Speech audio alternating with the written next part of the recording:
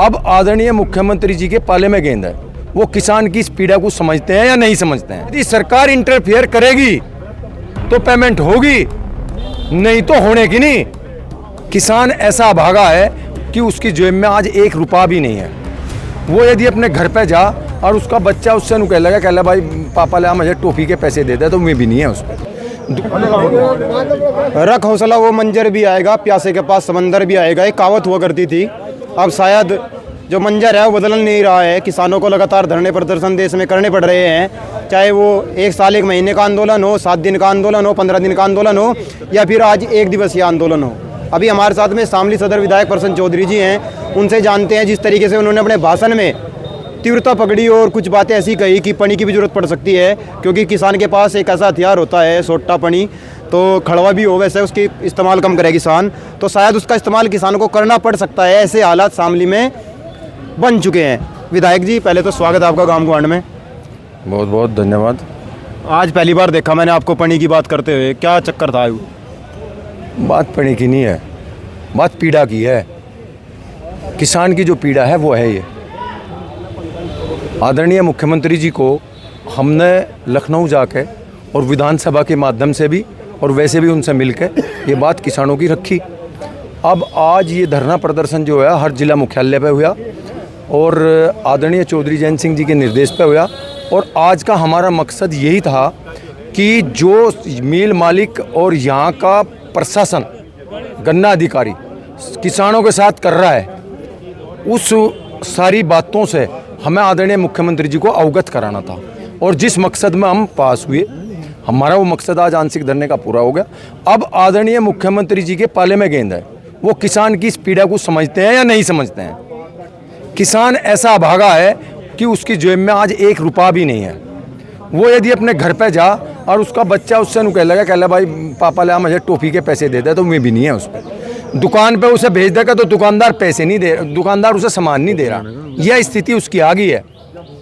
और अब ये देखना है कि सरकार उन मिल मालिकों के पक्ष में खड़ी होगी जो किसान का खून चूस रहे हैं, या इन किसानों के पक्ष में खड़े होगी, ना पेमेंट दिलवाओगी। क्योंकि शामली की ऐसी स्थिति है, यदि सरकार इंटरफेयर करेगी तो पेमेंट होगी, नहीं तो होने की नहीं। दूसरा, हम आदरणीय चौधरी जैन सिंह जी को भी इन चीज़ों से अवगत कराएंगे और वो भी कोई बड़ा निर्णय लेंगे। जैसे भी वो निर्णय लेंगे उसी हिसाब से अब किसान आगे का कदम उठाएगा। रही बात पनी वाली, ये तो आदरणीय चौधरी महेंद्र सिंह टिकैत जी जो हमारे यूनियन के अध्यक्ष रहे और हमारे महापुरुष हैं, किसानों के महापुरुष हैं, उनका एक तकिया कलाम था।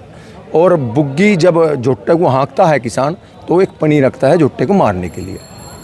अब इसका अर्थ आप क्या लगाओगे और वो क्या लगाओगे वो तो वही जाने। लेकिन किसान ने अपनी पीड़ा बताई कि हम क्या करें, हम कहाँ मरे जाके, क्योंकि हमने गन्ना डाल रखा है, हम भीख नहीं मांग रहे भाई, हम अपना हक ही तो ले रहे हैं, गन्ने का ही तो पेमेंट ले रहे हैं, हम किसी और का थोड़ा ही ले रहे हैं, मांग थोड़े रहे हैं कुछ, हम क्या करेंगे फिर। तो ये है, वो तो बात कहने का तरीका था और मैंने अपनी बात कही। किसानों की पीड़ा मैंने सामने रखी है आपके, किसान इतना दुखी है। पिछली बार भी अभी जो शामली में धरना चला था शुगर मिल पर, उसमें भी जो मिल मालिक हैं उन्होंने कहा है कि अपने जो अधिकारी हैं उनसे कहलवाया है कि हम इतना इतना पेमेंट दे सकते हैं। आज फिर वही बात हुई, तो क्या किसान विचलित रहेगा? जिस तरीके से चीनी के बता रहे हैं हमारे पास 50 से 60 करोड़ की ही चीनी है, तो इससे तो किसान तो भागा रह जाएगा अब की बार। फिर और क्या दूसरा तरीका निकाला जा सकता है? अब किसान को पता चल गया ना मिल मालिक क्या कह रहा है, इसीलिए तो इस धरने का यही तो कह रहा है, मकसद पूरा हुआ। हमें पता चल गया मिल मालिक कहाँ बोल रहा है, क्या है उस पर, कहाँ गया। अब ये तो सरकार को जवाब तो सरकार को लेना, सरकार पूछेगी कहाँ गया। सरकार ने बफर स्टॉक बनाया, क्यों नहीं बनाया बफर स्टॉक? यदि स्टॉक है, सरकार की जिम्मेदारी है कि 84% खातों में जा रहा है, नहीं जा रहा है, क्यों नहीं जा रहा है? सरकार की कमी है ना। हम तो सरकार को से पूछेंगे, सरकार से जवाब लेंगे। अब नवंबर दिसंबर में फिर विधानसभा में फिर पूछेंगे, और बीच में कोई ऐसा बड़ा आंदोलन की आवश्यकता पड़ेगी तो आंदोलन करके पूछेंगे। ये तो सरकार की जिम्मेदारी है कि जो आपने टर्म्स एंड कंडीशंस पूरी करी लगाई, उस पर मिल मालिक खरा क्यों नहीं उतर रहा, इस किसान को दुखी क्यों कर रहा है, इस किसान का पेमेंट क्यों नहीं कर रहा है। तो उसे किसान की गलती नहीं है, किसान ने तो अब सरकार के हाथ में दे दिया, अब वो सरकार को करना है क्या करेगा। जी जी। अभी हमारे साथ में शामली विधायक प्रसन्न चौधरी जी थे और आज फिर धरना हुआ, आज फिर किसानों को जो को तो वापस लौटना पड़ा खाली हाथ। और जब किसान घर पे जाता है, जब उसके जेब में पैसे नहीं रहते और बच्चा कहता है मुझे फीस लानी है, अपनी कॉपियाँ किताबें लानी है, तब वो उसको समझ में नहीं आता क्या करे। यहीं से शुरू होती है आत्महत्या की कथा। यहीं से किसान अपने आप को अभागा महसूस करता है और वो सोचता है कि मेरा बच्चा भले ही खेती ना करे, 50 बीघे का किसान ना बने, भले एक छोटा चपरासी बन जाए। ये देश की स्थिति हो चुकी है और किसान लगातार इस पीड़ा से जूझ रहा है। अभी मुझे नहीं लगता किसानों की कोई बात उठाने वाला इस तरह का कोई महापुरुष आएगा जिस तरीके से बाबा महेंद्र सिंह टिकैत, विजय सिंह पथिक उठाया करते थे। शायद या तो किसान के जो मसीहा हैं, जो किसानों के हकदार की बात कर रहे हैं, हकों की बात कर रहे हैं, वो कमज़ोर हैं, या फिर सरकार जो है ज़्यादा ताकतवर है।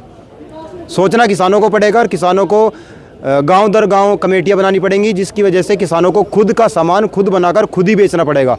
मुझे लगता है यही आसार जो पहले के हुआ करते थे, किसान को खुद के गांव को डेवलप करना पड़ेगा, गांव को मंडियां बनाना पड़ेगा, तब जाकर वो लोग झुकेंगे जिनके हाथ में पूरी की पूरी पूंजी आ चुकी है। 1970 से पहले ऐसा नहीं था, गाँव के सामान गाँव में बिका करते थे। आज जूता एसी में बिकता है और सब्जियाँ नाड़ों पर। किसानों को ये समझने की ज़रूरत है, किसानों को भी अपने शोरूम बनाने पड़ेंगे, सब्जी उसी तरीके से बेचनी पड़ेगी, तभी हमारे महापुरुषों के जो सपने थे वो पूरे हो सकते हैं। जुड़े रहेगा गाम गवांड के साथ। जय हिंद, जय भारत।